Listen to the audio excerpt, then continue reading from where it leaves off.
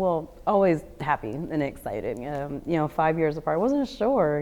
I'm older. I hate to even say that, but there's a lot of stigma that comes with my age and pregnancy. But I was wildly happy. I wanted my son to have a sibling close in age, and we got it. We did it. So it was, excuse me, it was very exciting. Just a happy moment. And then when we found out it was a girl, it's like, okay, yeah, this is awesome. It was nice, yeah. I didn't trust anybody. I wasn't gonna trust anyone at all going through this. I will say we lived in a different state for my daughter, and the general kind of medical staff that was there was much better, much better. So that was reassuring, but I still didn't trust the process. So for this one, I met with as many doctors as I could up front. Like I want to meet all of you because any of you could possibly be there the day of. Most of them were great, right? I also set myself up with it's a counselor, like a pre-birth, maternal counselor before birth, and she helped with a variety of things, just emotions or preparations. We went through the whole birth story of my son, talked about what went wrong, why it was wrong, what did I need. And she got real specific with me so we could create a birth plan for my daughter. And even coordinating things I didn't think of, even coordinating things like, okay, so what's important to you is communication. If somebody enters that room, what do you need from them? They need to say who they are, why they're there.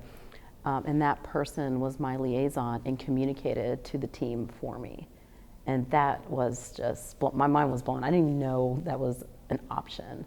And I kept learning about it. And so that ended up being a great resource to help me prepare and feel confident that my medical team understood my background, understood my anxieties from start to finish. So when we got to birthday, everybody knew this is what Rachael needs and how we need to show up for her. It's wildly different from my son. I was fortunate in that regard. My son's pregnancy was pretty uneventful. This one was pretty uneventful. I was surrounded by a better medical team that seemed more informed, or at least was informing me. And so, yeah, but when we got to the birth, even with the better medical team, it still ended up being pretty traumatic.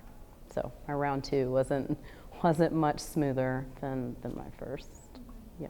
I had a great birth plan. Everybody was very familiar with previous traumas that I had experienced and how I felt about it.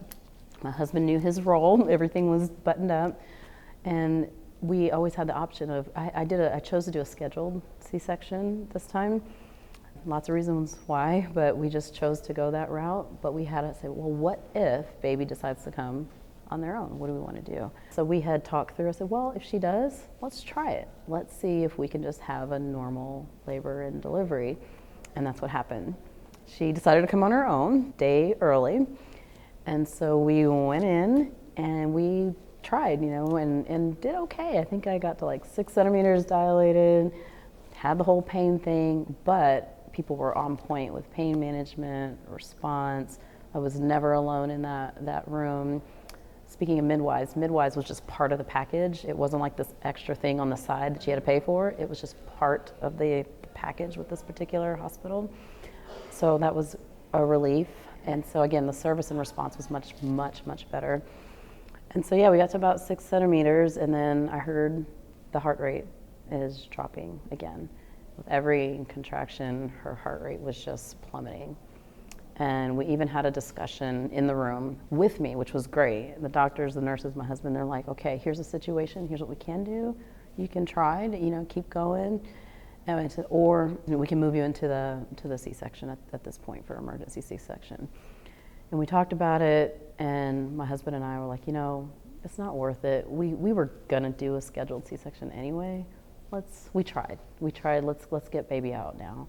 And so we did, and moved into the surgery room, and everything seemed okay.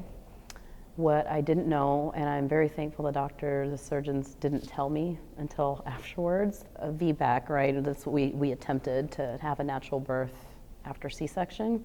there's a 1% chance that you can have a uterine rupture, which means your uterus ruptures during childbirth. I was at 1%. We had no idea until we got into the operating room and they started that the uterus had ruptured, had ripped. And the doctor had a little hand waving at them as soon as they got in there. So my daughter was like, I'm busting out this. She's like, I'm ready to get out, right? Her arm was already poked through, which was just, it's crazy to me. I did notice a change in their demeanor. It got really, really serious very, very fast. And then she was out. And so I think, again, the trauma for me, because they didn't tell me exactly what was happening. And so again, it's like, I could tell something's wrong, something's happening here, but I understand why after the fact. Got her out, she was healthy as can be. They gave her to me. I got to hold her on my chest. My husband was there. They were like, take pictures. Do you want to? They were snapping pictures with our cell phones. I mean, it was like wildly different. They played music if you wanted music. They're like, here, let's change the song to something else. It was just a really different experience. But the trauma of being in that 1%, I had more of an issue with that after, like thinking through, like that was life or death. I mean, that could have been me with not knowing, and if we would have made the decision to try to keep laboring, it could have went very wrong very quickly. So it just, again, in retrospect, I'm like, we were in a very, very serious situation.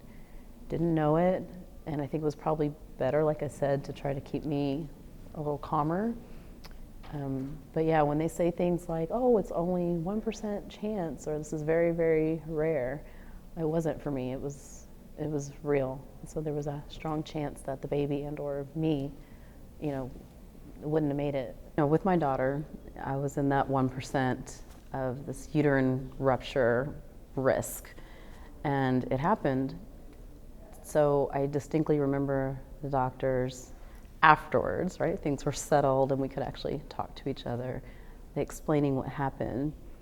And she said she's never seen it in her entire medical career. So 1%, but it does happen.